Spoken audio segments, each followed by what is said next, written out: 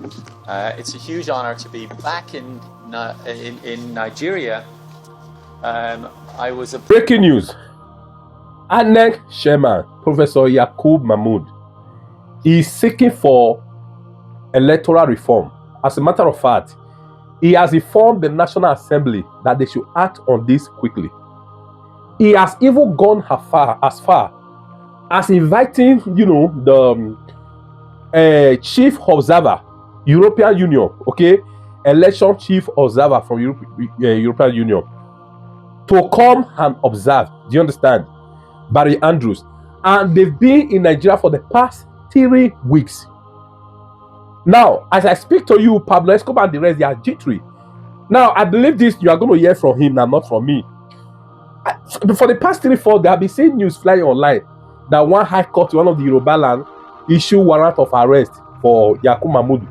I was wondering what is going on, you understand? So I didn't know this on ground. I saw this news this morning. As I speak to you, Wike, Pablo Escobar, what's the other name? Senate President, all of them, they are jittery. I beg, like this, I want to know your take on this. Now, why is he doing this now? To leave a good legacy, or what is legacy can correct the damage you have already done. And what make you even think, Pablo Escobar, that you understand? We listen, we act now. We have already cooperated with him to do evil. Anyway, let's take a listen at what he has to say. And please, I want to hear your opinion on this. Let me like the video and please share. Thank you. Mr. Barry Andrews, the EU ambassador to Nigeria, Mr. Gauthier Mignon, the team lead, and other experts on the follow-up mission, other officials of the European Union delegation to Nigeria, national commissioners of INEC, other senior officials of the commission, the chairman and members of the INEC press corps. Mr. Andrews will be glad to hear that as a commission we have one of the most vibrant INEC press corps, one of the most vibrant press corps in the country. We have over 100 media organizations represented on the INEC press corps, and they have been wonderful people covering our activities, whether they're electoral or election. Ladies and gentlemen, it is my pleasure to welcome the European Union Election Observation Follow-up Mission to Nigeria. In the tradition of the European Union, the head of the Election Observation Mission also leads the follow-up mission ahead of the next general election, basically to monitor the implementation of the EU recommendations halfway between the last and the forthcoming general election. This is the third time that the present Commission is receiving such a mission.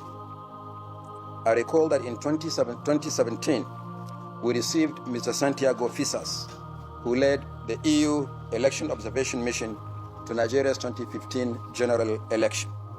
Similarly, in 2022, we hosted Maria Arena, who led the EU Election Observation Mission to Nigeria in 2019.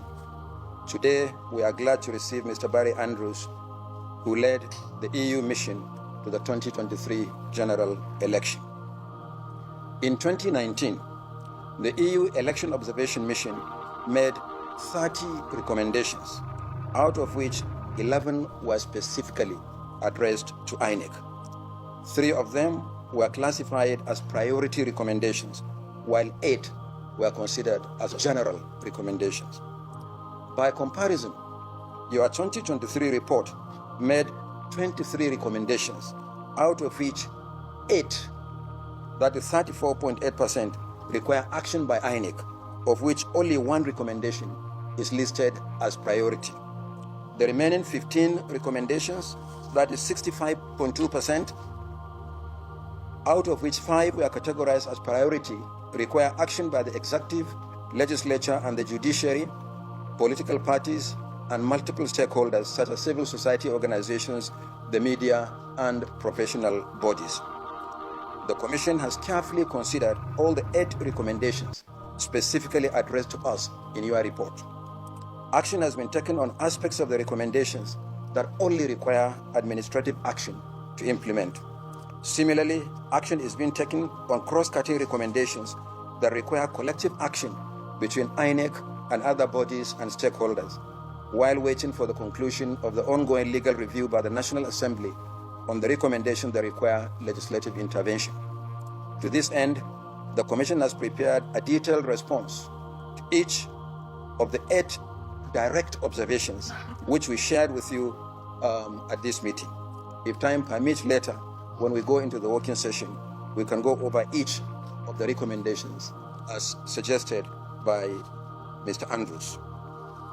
I must add that your recommendations, along with similar reports from other national and international election observers, were the subject of wide-ranging consultations with critical institutions and stakeholders during our own review of the 2023 general election. The review report contains 142 recommendations for electoral reform. In addition, the Commission has published our main 2023 general election report over a year ago. The main report for the election, as well as our review reports, are already available from our website. As you are aware, election is a process governed by law. Many of your recommendations require the review of our electoral laws or the Constitution of Nigeria. For this reason, the Commission has interfaced with our National Assembly, including a retreat with the Joint Committee on Electoral Matters, the Senate and the House committees, way back in April in Lagos. On this note, I would like to appeal to the National Assembly for an expeditious consideration of the electoral reform proposal. An early passage of the law is critical to our planning for elections. Uncertainty over the legal framework for the election can unsettle the work of the Commission as election draws nearer. For instance, the Commission cannot conclude work on the regulations and guidelines for elections unless and until the law is passed. Similarly, we cannot proceed with a manual to govern the training of election duty officials unless there is clarity and certainty on the electoral legal framework. I'm confident that the National Assembly is working on that. So we look forward to the next EU election observation mission for the 2027 general election. As you are aware, and as you said, Mr. Andrews, international election observation missions are deployed on the invitation of INEC. I want to reassure you that we'll continue to engage with you. Very soon, the Commission will send out invitations to the European Union, as well as the Commonwealth, the African Union, and ECOWAS for the 2027 general election. We believe that the recommendations arising from your observation of our election and electoral process help to improve the quality of our elections and electoral activities. Let me once again welcome you to the Commission and welcome you to Nigeria. And let me also appreciate the support of the European Union through the EU support to democratic governance in Nigeria. I want to assure the EU ambassador that we will continue to deepen this partnership. So I thank you very much for coming on this follow-up mission, and we'll discuss more when we go into the working session.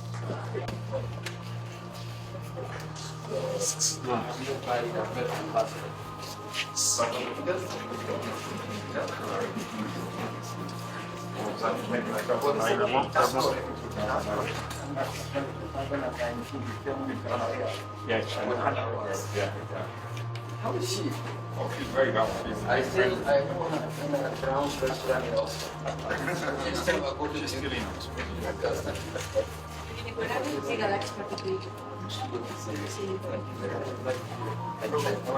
Yes. Yes. Thank you. Do I know you now?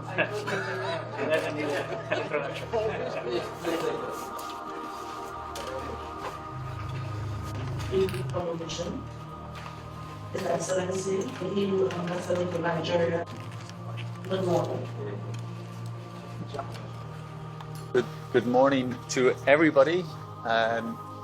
Honourable Professor, Honourable Commissioners, Ambassador, colleagues from the European Union and friends, and ladies and gentlemen of the media. It's a huge honour to be back in Nigeria.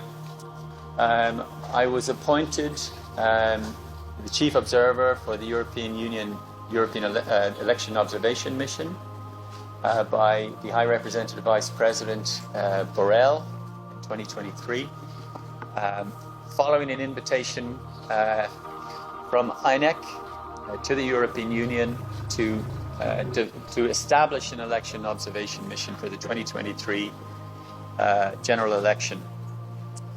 And in terms of scale, of not just financial but personnel, it was one of the largest ever European Union election observation missions, which I think reflects the importance of the relationship between the European Union and Nigeria, but also the importance of Nigeria, not just in the region, but internationally. And we were very much delighted to take up the invitation for the 2023 general election, having done so at every general election since 1999. So we're really delighted to have taken up that invitation. So now we are following up, which is the traditional pattern for election observation. And we are here for the last, I'm only here since this morning, but my team have been deployed here for the last 3 weeks and will remain for a further week as part of this electoral observation mission. So what we are here to do is to look at the recommendations that flowed from the overall mission that were contained in the final report of the mission back in 2023. And we are very happy to see that there has been very significant progress against these recommendations.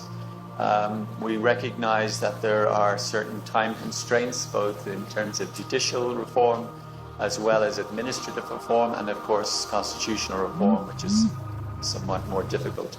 But we are making all of these recommendations against international standards that the EU, that Nigeria, that most countries have signed up to. And so we are part of an overall international election observation ecosystem that has really served to buttress democracy, to support democracy, not just here in Nigeria, not just in Africa, but across the world and in Europe as well. And I'm happy to say, as an Irishman, we've had Nigerian election observation teams in Ireland for our presidential election, and we welcome them, we warmly welcome them and their constructive observations.